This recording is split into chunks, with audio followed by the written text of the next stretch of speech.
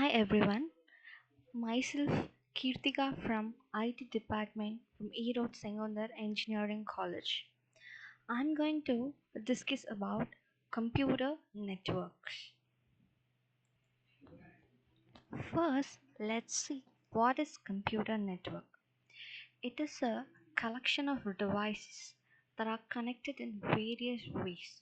Mainly, it is used to communicate and share resources. For communication and sharing the resources, the devices are connected in various ways. Usually, the collections between the computers in a network are made using physical wires or cables. Sometimes they may be wireless too, using radio waves or infrared signals. A device on a network is generally known as node or host. The generic term node or host refers to a device on a network. Here in this networking, data transfer occurs. Only then communication takes place. In that, data transfer rate is also noted.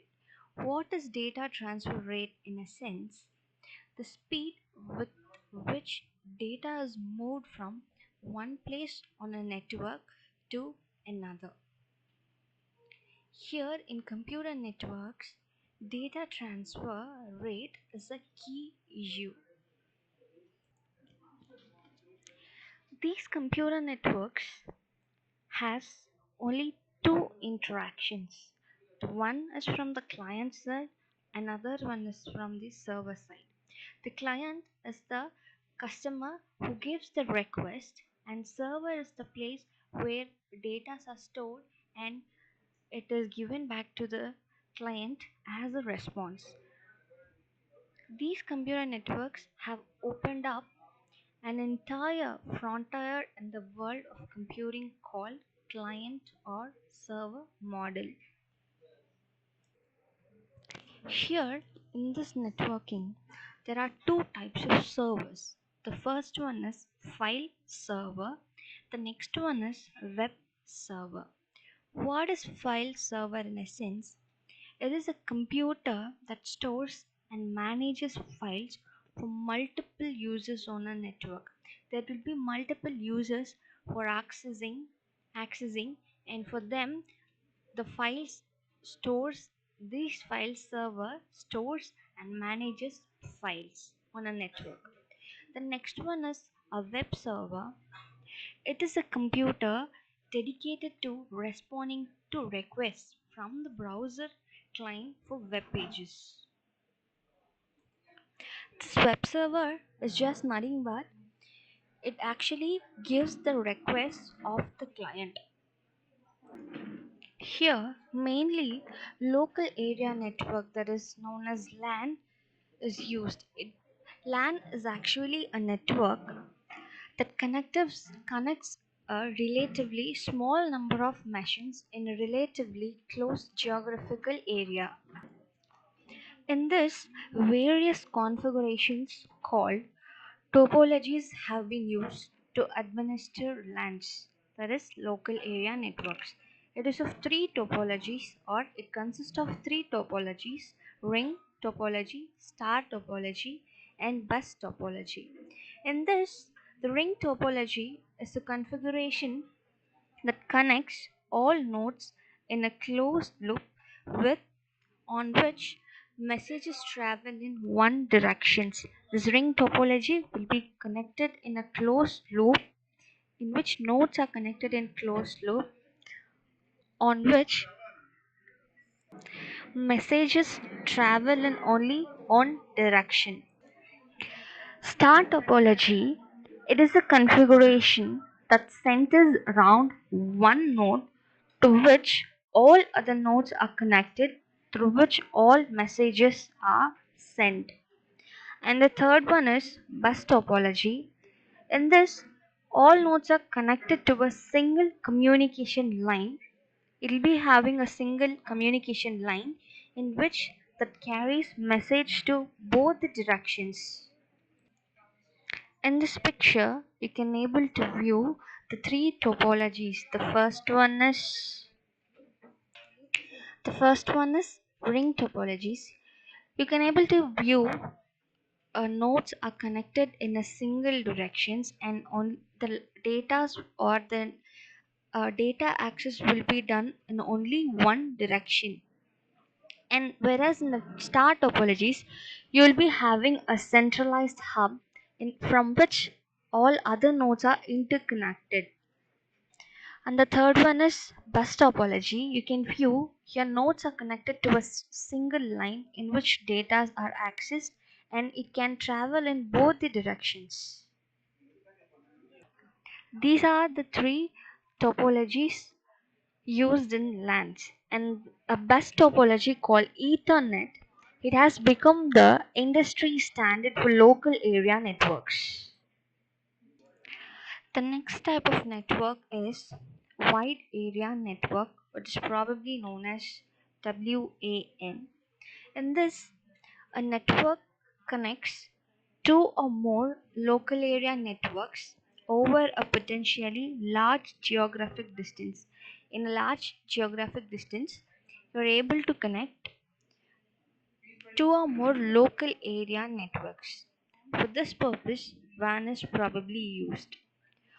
Often, one particular node on a LAN is set up to serve as a gateway to handle all communication going between that LAN and other networks. Here, communication between networks is called internet working. Firstly, it serves as a gateway, and the next one is it is also known as internet working. The internet, as we know it's today, is essentially the ultimate wide area network spanning the entire globe. The next type of network is Metropolitan Area Network, probably known as MAN. Here, the communication infrastructures that have been developed in and around large cities. The first one, what we saw is wide area network, in which it can be connected to one or two local area networks in a geographic distance. The next one is this metropolitan area network. It is a type of communication that have been developed in and around large cities. And now I'm having a question, is that so who owns the internet? Well, nobody does. No single person or company owns the internet or even controls it entirely. As a wide area network, it is made up of many smaller networks. These smaller networks are often owned and managed by a person or organization. The internet, then, is really defined by how connections can be made between these networks. In this picture, you can able to see clearly how local area networks connected across a distance to create wide area network. The first picture in this circle denotes nodes are interlinked and connected and having a gateway. This is a local area network in which I've already told that in local area networks, smaller number of machines are connected with a gateway. And the next, in this picture, you can probably see the same nodes are connected and interlinked. Here, it consists of a gateway in which two or more local networks are connected. This is known as wide area network. Here, two local area networks are connected across a distance using a gateway, which creates a wide area network. Internet backbone. It is a set of high speed networks that carry internet traffic. Internet traffic is nothing but it is the flow of data within the entire internet or in certain network links of its constituent networks. It is a common traffic measurements are total volume in units of multiples of bytes or as transmission rates in bytes per certain time units. And also these networks these networks are provided by companies such as AT&T, GTE and IBM. And the next one is ISP, Internet Service Provider. It is a company that provides other companies or individuals with access to the internet. It is not like that only personal systems can use these networks. It is a company which is providing for other companies or individuals with access to the internet. There are various technologies available that you can use to connect a home computer to the internet, and that it is of three types: phone modem, digital subscriber line, cable modem. The first one is a phone modem. It converts computer data into an analog audio signal for transfer over a telephone line, and then a modem at the destination converts it back again into data. The features of phone modems are speed. The speed at which the modem can send data in bits per second. The next one is audio dial or redial. It is a smart modem can dial the phone number and auto redial if a busy signal is received. The next one is auto answer. Self testing is present in this phone modem and voice over data is also present. Here, synchronous and asynchronous transmission takes place.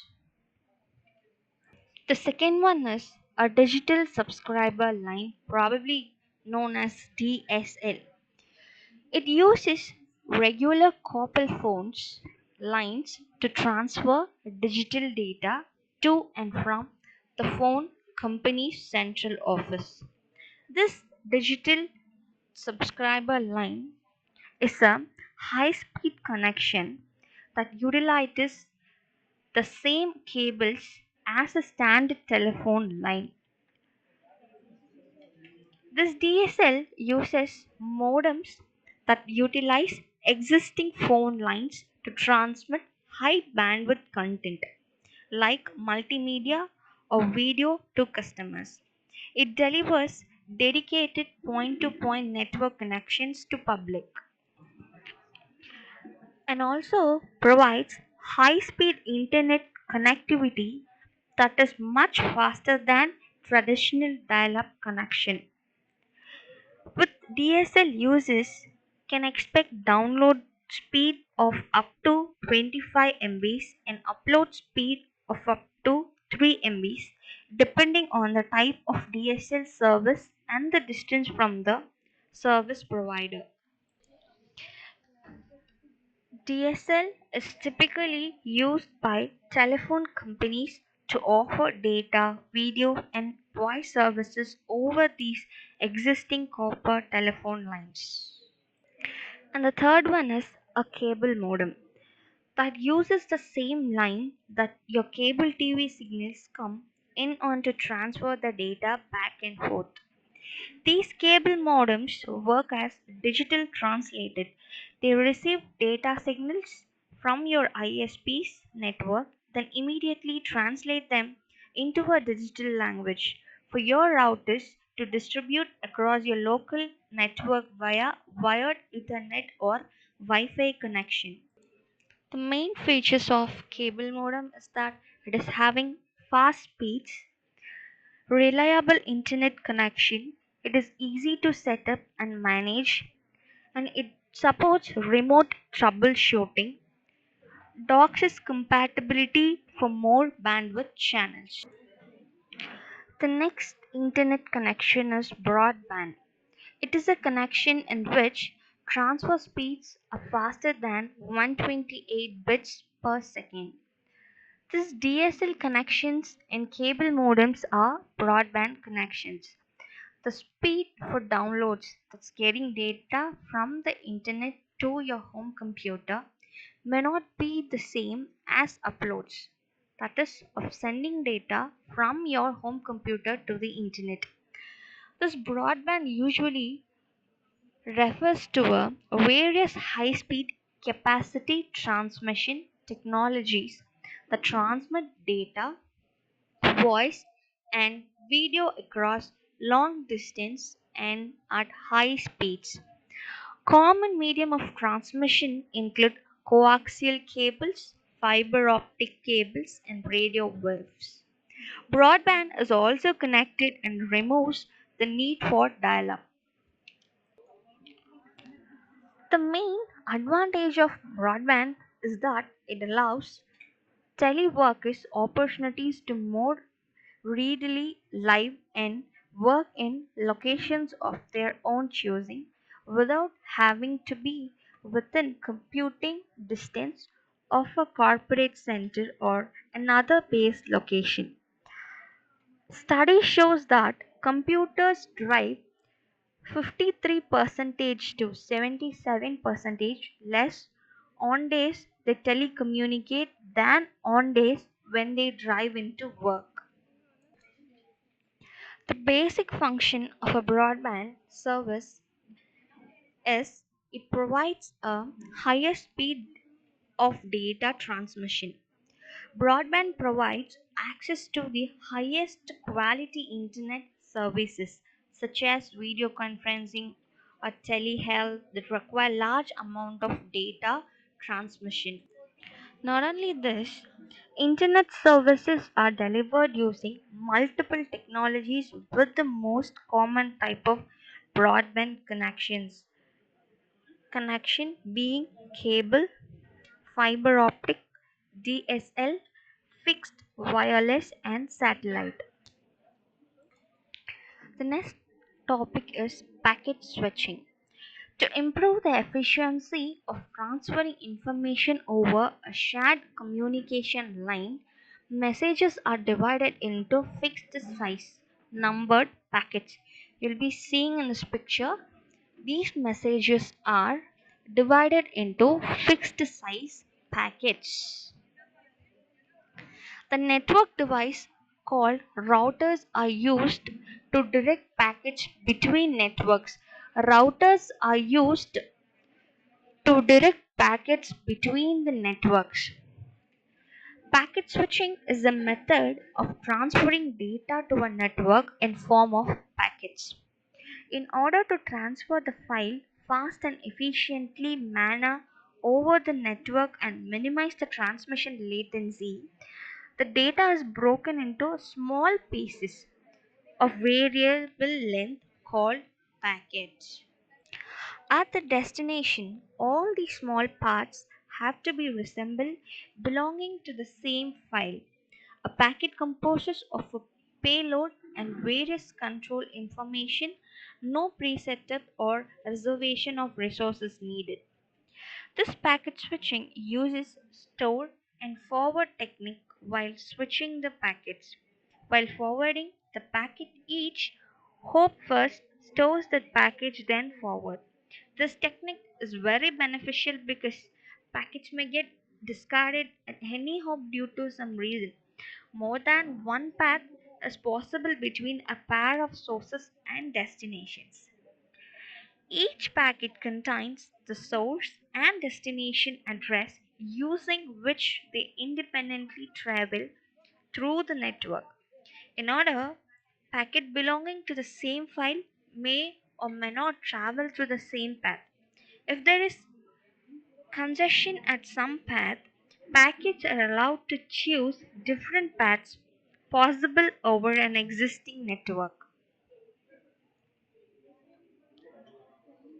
These packet switch networks are designed to overcome the weakness of circuit switched networks since circuit switched networks were not very effective for small messages.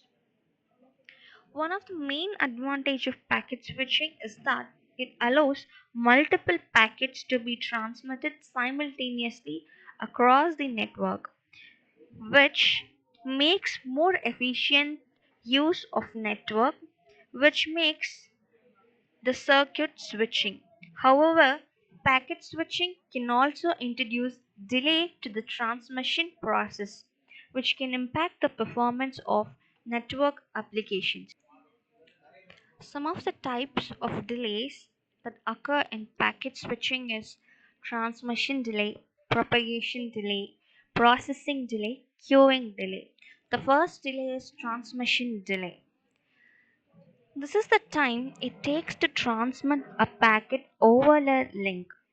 It is affected by the size of the packet and the bandwidth of the link. The second type of delay is propagation delay. This is the time it takes for a packet to travel from one source to the destination. It is affected by the distance between two nodes and the speed of light. The third one is processing delay. This is the time it takes for a packet to be processed by a node, such as a router or switch. It is affected by the processing capabilities of the node and the complexity of the routing algorithm. The last delay is queuing delay. This is the time a packet spends waiting in a queue before it can be transmitted. It is affected by the number of packets in queue and the priority of the packets. Here, network devices called routers are used to direct packets between networks. You can able to see messages divided into packets. First, here is the client who is sending the message, and the last one is the receiver who is receiving the message. Here, message is divided into packets first, smaller packets, that is packet 1, packet 2, packet 3. In this, the packets are sent over the internet by most expedient route. In these routes, these packets are reordered and reassembled into these packets, and then it is sent to the receiver. This is how messages are sent by packet switching. Next, we'll deal with open system. The first one is proprietary system. It is a system that uses technologies kept private by a particular commercial vendor. That is, one system couldn't communicate with another, leading to the need for. A proprietary system is a system which relies upon software and equipment which is licensed from a copyright holder. Some examples including proprietary software, operating systems, and entire computer systems.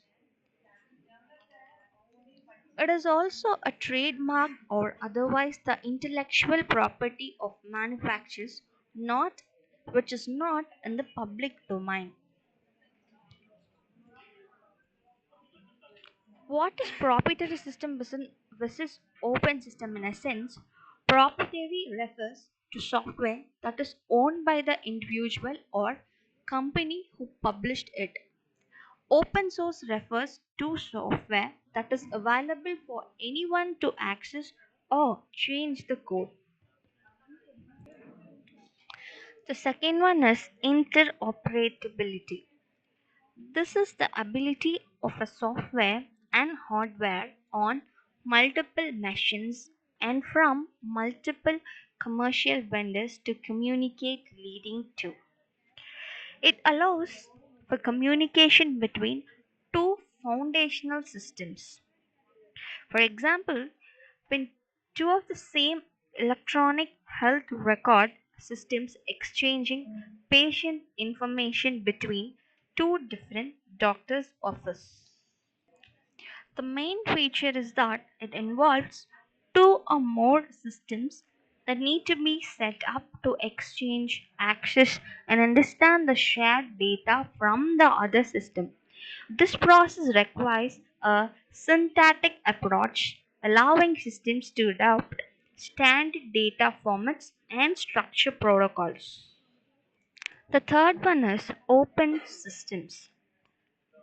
These systems, based on a common model of network architecture and a suite of protocols used in implementation. It is an open system in which it includes making availability the source code which can be used for understanding and possible modification or improvement. takes place. Portability, which allows the system to be used in a variety of environments, and interoperability, which allows the system to function with other systems. Open systems are usually modular, which allows for portions to be added, removed, or modified as needed without affecting other portions.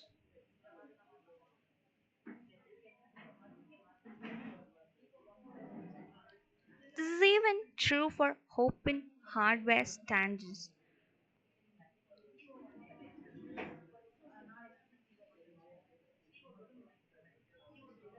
Not only this, an open system has many interfaces with its environment.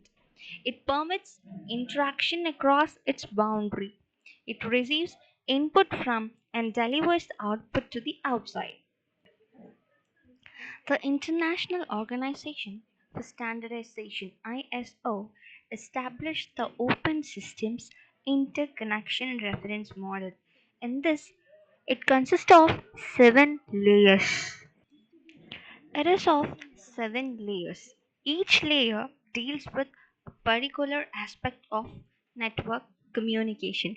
The first one is physical layer, the second one is data link layer, the third one is network layer, the fourth one is transport layer, fifth one is session layer, sixth one is presentation layer, and the last one is application layer. First, let's see what the physical layer does. So it is a human computer interaction layer where application can access the network services. The next one is the presentation layer. It ensures that data is in usable format and is where data encryption occurs. The fifth one is session layer. It maintains connection and is responsible for controlling ports and sessions. Transport layer transmits data using transmission protocol including TCP and UDP. Network layer it decides which physical path the data will take. Data link layer it defines the format of data on the network. And the last one is physical layer which transmits raw bit stream over the physical medium. Network protocols. Network protocols are layered such that each one relies on the protocols that underlie it. Sometimes referred as a protocol stack. Protocol stack is nothing but it refers to a group of protocols that running concurrently that are employed for the implementation of network protocol suite. The protocol in a stack determine the interconnectivity rules of or for a layered network models such as in the OSI or TCP or IP models. In this diagram, you can view the layering of key network protocol. The first layer is SMTP. It is Simple Mail Transfer Protocol. It is used for sending email messages. The next one is FTP, File Transfer Protocol. It is used for transferring files between computers.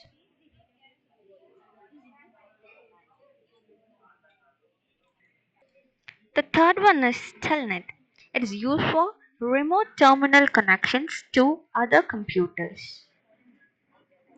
And then very next layer of SMTP is Transmission Control Protocol. It is a connection based protocol which is used for transmission. And nextly, Datagram Protocol UDP. It is a connectionless layer. It is a packet oriented protocol too. The third one is Internet Protocol, which is the set of rules governing the format of data sent via the internet or local network. In a sense, Internet Protocol address are the identifier that allows information to be sent between devices on a network. They contain location information and make devices accessible for communication too. Transmission Control Protocol. It is a software that breaks messages into packets, hands them off to the IP software for delivery, and then orders are reassembled the packets at this or their direction. Transmission Control Protocol. It is used to establish and maintain a network conversation by which applications can exchange data. It is a connection oriented protocol, which means a connection is established and maintained until the applications at each end have finished exchanging messages. It performs actions like determines how to break application data into packets that network can deliver, sends packet to and accepts packets from the network layer, message flow control, handles retransition of drop or grabbled packets as it's meant to provide error-free data transmission and acknowledges all packets that arrive. Each transition has the same source and destination IP address. Packets may be sent along multiple routes. The TCP program layer in the client computer waits until all packets have arrived. It then acknowledges those it receives and asks for the retransmission of any it does not, based on missing packet numbers. The TCP layer then assembles the packets into a file and delivers to the receiving application. Next is IP, which stands for Internet Protocol. IP software deals with the routing of packets through the maze of interconnected networks to their final destination.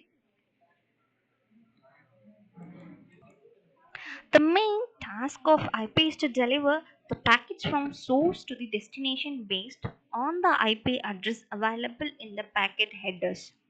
IP defines the packet structure that hides the data which to be delivered as well as the addressing method that labels the datagram with the source and destination information. It provides the connectionless service, which is accompanied by two transport protocol, that is TCP or IP and UDP or IP. So, Internet Protocol is also known as TCP or IP or UDP or IP.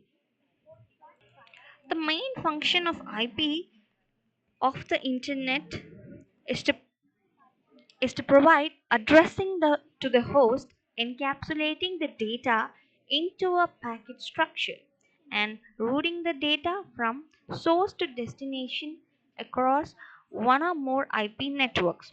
In order to achieve these functionalities, Internet Protocol provides two major things, that is, format of IP packet and IP addressing system. The next one is user datagram protocol.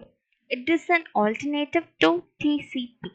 The main difference is that TCP is highly reliable at the cost of decreased performance, while user datagram protocol is less reliable but generally faster. The UDP protocol allows the computer application to send the messages in the form of datagrams from one machine to another machine over the Internet Protocol network. The UDP is an alternative communication protocol to the TCP protocol. It provides a set of rules that governs how the data should be exchanged over the internet. The UDP works by encapsulating the data into the packet and providing its own header information to the packet.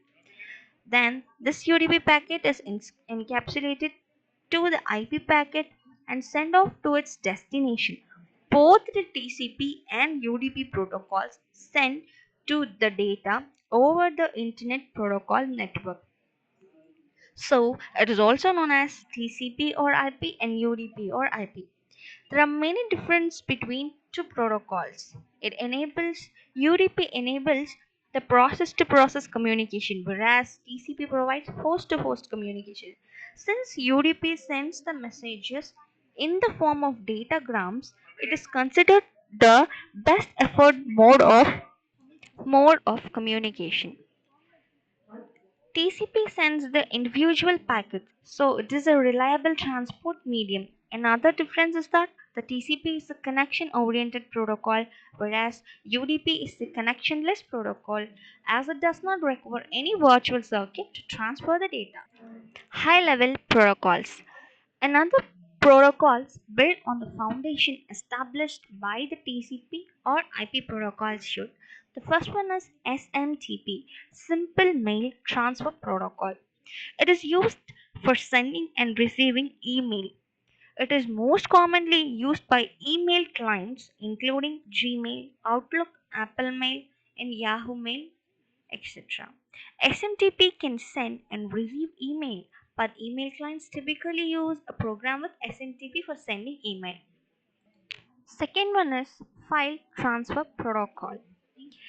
It is a standard network protocol used for the transfer of files from one host to another over a TCP based network, such as the Internet. FTP works by opening two connections that link the computers trying to communicate with each other. The third one is Telnet. It is a network protocol used to virtually access a computer and to provide a two-way collaborative and text-based communication channels between two machines. The fourth one is HTTP, Hypertext Transfer Protocol. It is the foundation of the World Wide Web and is used to load web pages using hypertext links. HTTP is an application layer protocol designed to transfer information between network devices and runs on top of other layers of the network protocol stack. Multipurpose Internet Mail Extension. It is related to the idea of network protocol, and standardization is the concept of a file MIME type. It is based on a document MIME type. An application program can decide how to deal with the data it is given. Actually, the simple example for this multi-purpose internet mail extension is the email delivery process. First, user creates and sends the mail. It then reaches to the SMTP server. Then it travels through DNS server and connects the data. Then it connected to the internet. Then reaches to the domain. From domain, it reaches MTA server. From MTA server, it goes to the account via IM, IMAP or POP. At last, it receives receipt receives email from the server. This is how this multi-purpose internet mail extension work. Or this is a simple example for multi-purpose internet mail extension. Here are some protocols types and the port which they are used to.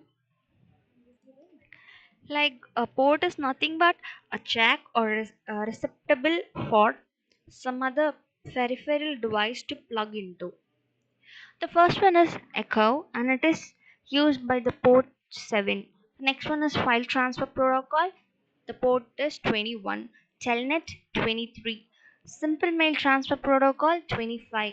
Domain name service 53. Gopher 70. Finger 79. Hypertext transfer protocol 80. Post office protocol uh, 110. Network news transfer protocol 119. Internet relay chart 66667. Firewalls. Firewall is a machine and it's a software that serve as a special gateway to a network, protecting it from inappropriate access. It works as a network gateway and provides protective wall over the network, which requires an authorization to then access the network. The initial process for most firewalls involves installing a software to a user computer over a network, which initiates an access control policy on that network. Some firewalls are primarily for prevention of the flow of traffic, while some are primarily for easing the flow of traffic. Firewalls are of great importance in our present digital world due to the surge of cyber security concerns. Let me say, what can a firewall do? A firewall can protect a network from unauthorized interactive access from outside world. A network is guarded from strangers and unauthorized user. A firewall can protect a network from external traffic, but can let authorized users to access with unhindered communication. In hardware terms, a firewall can protect the main network against network-borne attacks when unplugged. It can protect user from an attacker who tries to connect a new application to the device while in use on the internet. It queries that users consent on this particular scenario. It also protects a user from an attacker trying to connect to an application that has not been captured on the filter rule stored on the firewall. It filters the network traffic that comes in, checking the validity of messages as much as possible and perhaps denying some messages altogether, and also enforces an organization's access control policy. Here in this picture, you can view how a firewall is protecting LAN. A firewall works according to a list of predefined rules that determine whether traffic can enter or exit the network. These rules changes based on what you tell an application to do and how you choose to define dangerous activities. If your favorite websites have become host to dangerous activity, you'll want security software that can spot the danger and that scans for telltale signs of malicious activity, and we are always updating our threat detection engine to stay on top of the latest threats. Firewalls come in all shapes and sizes to protect these points of contact. Here are some firewall examples like packet filtering firewalls, next generation firewalls, proxy firewalls, network address translation firewalls, stateful multi-layer inspection firewalls. Network address, host name, a unique identification that specifies a particular computer on the internet. A hostname is a unique name or label assigned to any device that is connected to a specific computer network. It facilitates the differentiation of different machines or devices connected to the internet, a network, and or both. Allotted and assigned host names are based on the naming system used. And these are the two examples of host names. Network software translates a host name into corresponding IP address. See, if a client like a web browser sends a request containing a host name, then a piece of software such as DNS resolver sends a request to the DNS server to obtain the IP address of a host name. If DNS server does not contain the IP address associated with the host name, then it forwards the request to another DNS server. It is an example for IP address. An IP address can be split into network address, which specifies a specific network, the host number, which specifies a particular machine in that network. How we see IP address,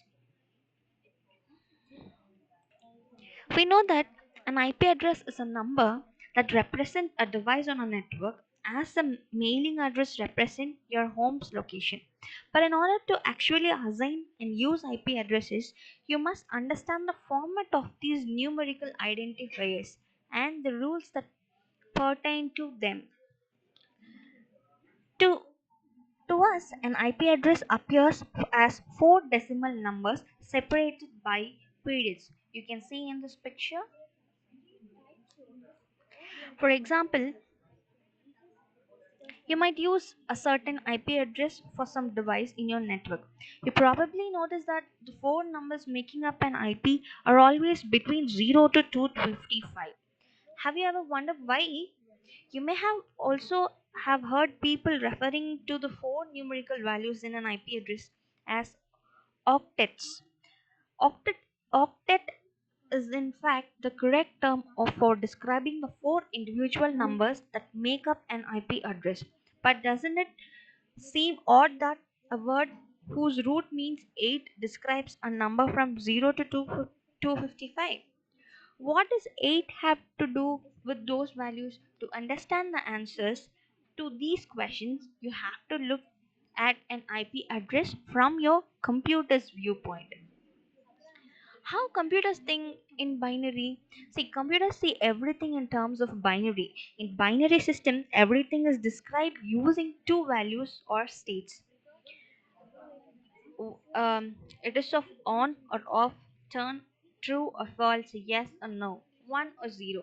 Alright, switch could be regarded as binary system since it is always either on off. As complex as they may seem on the conceptual level, computers are nothing more than boxes full of millions of light switches. Each of the switch in a computer is called a bit, short for binary digit. A computer can turn each bit either on or off. Your computer likes to describe on as 1 and off as 0. But itself a single bit, it's kind of useless as it can only represent one of two things. Imagine if you could have only count using either 0 or 1. Alone you could never count past 1. On the other hand, if you got a bunch of buddies together who could also count using 0 or 1, and you added all your buddies once together, your group of buddies could count as high as they wanted, dependent on only on how many friends you had. Computers work in the same way. By arranging bits in groups, the computer is able to describe more complex ideas than just on or off. The most common arrangement of bits in a group is called a bit byte, which is a group of 8 bits. Like the way the computer stores the IP address in 4 bytes. Domain name system. A host name consists of the computer name followed by the domain name. A domain name is often simply called a domain. It is an easy to remember name that's associated with a physical IP address on the internet. It's the unique name that appears after the sign in email address and after www dot in web address. A domain name is separated into two or more sections that specify the organization and possibly a subset of an organization of which the computer is a part. Two organizations can have a computer name the same thing because the domain name makes it clear which one is being referred to. See, these domain names are actually important because they're how people find your website. A domain name is a web address people type into their browser to visit your site. For example, Google's domain name is google.com. People will have difficulty to find your site if you don't have a domain name. So in order to reduce these kinds of interruptions, these domain names are important. The very last section of the domain is called its top level domain TLD. This top level domain refers to the last segment of a domain name or the path it allows follows immediately after the dot symbol. For example, in the internet address, you'll be usually using http colon double slash www.google.com. The .com portion is the top level domain.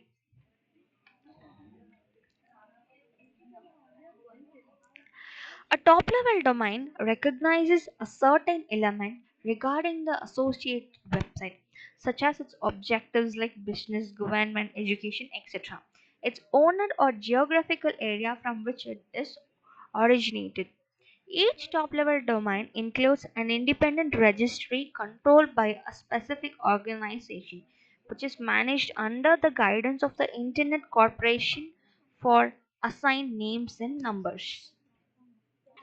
Here in this picture, you can view the top level domain and the general purposes. And the .com is for US commercial, .net is for network, .org is for non-profit organizations, .edu is US educational, .int is international, .mil is US military, .gov is US government, and new TLDs are .biz and its general purpose is for business, .info for information, .pro for professional, .museum for museums, .aero for aerospace industry, .corp for corporate.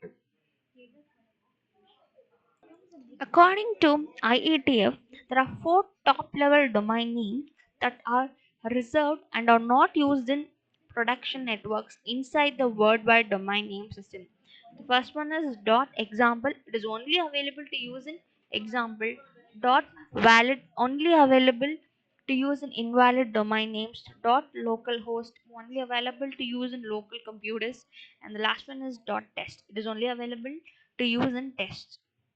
Currently, some TLDs are most difficult to get compared to easy ones such as .com. Because of this, many organizations register multiple top level domains and redirect them as necessary to the main one used for their principal web resources. Organizations based in countries other than the United States use a top level domain that correspond to their two-letter country codes. See, every internet address or domain has a domain ending, also known as a top level domain. Country code top level domains are used to indicate the site's relation to a specific country or region. That is UK for the United Kingdom or .eu for the European Union and are therefore referred to as country code top level domains. And some of the example country code or top level domain and with the country is .au represents Australia, .br is for Brazil, .ca for Canada, .gr for Greece, .in for India, .ru for Russian Federation, and .uk for United Kingdom. And the last topic is domain name system, which is probably known as DNS. It is chiefly used to translate host names into numeric IP address. It is a naming database in which internet domain names are located and translated into internet protocol or IP address. The domain name system maps the name people use to locate a website to the IP address that a computer uses to locate that website. For example, if someone types example.com into a web browser, a server behind the scenes map an IP address that a computer uses to locate the website. It is similar in structures to a certain numbers, for example, 203.0.113.72. Web browsing and most other internet activities rely on DNS to quickly provide the information necessary to connect user to remote hosts. DNS mapping is distributed throughout the internet in a hierarchy of authority, and it also provides access and enterprises as well Governments, universities, and other organizations typically they have their own assigned ranges of IP address and an assigned domain name too. They also typically run DNS servers to manage the mapping of those names to those addresses.